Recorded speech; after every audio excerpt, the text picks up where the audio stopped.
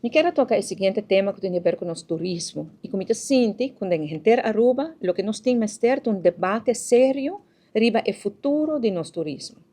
E especialmente agora como a ministra de turismo, Wendrik Cecília, semana passada em parlamento, 2 dias, para debater um contrato que ela será de recolhimento de sushi, anteriormente apontar a mês, com o que nós está bezig.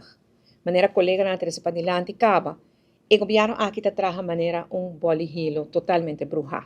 Minister não está encarregado com a carteira, mas não está encarregado com a carteira de outro.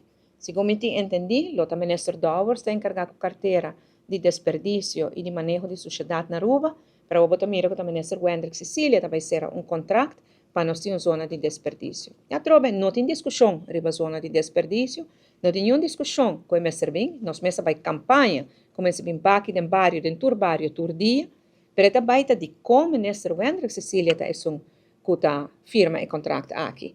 E maneira matriz de debate com a ministra Cecília, realmente debate a mim o que mira com o ministro Wendrik Cecília tá é o futuro de nosso turismo aqui na Aruba. Que direção nós como Aruba quer tomar para o nosso turismo? Nós temos que perder pressão com o nosso turismo da causa, riba nossa infraestrutura, riba nossa qualidade de vida.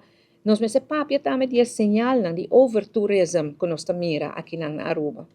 Essa é a hora que o cidadão já acaba, não está sentindo mais assim contente, assim feliz, assim confortável. O cidadão não está sentindo que nós chegamos a um limite para o que é turismo e o cidadão não está sentindo que não interessa por em primeiro lugar. E coisas que nós temos que debater over com a ministra Cecília.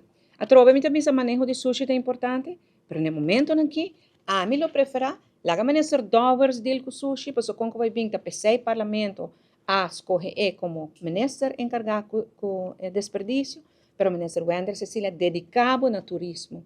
Porque nós temos uma crise de turismo, ora como comunidade está sentindo que nós chegamos no limite e abo como governo não quer papel de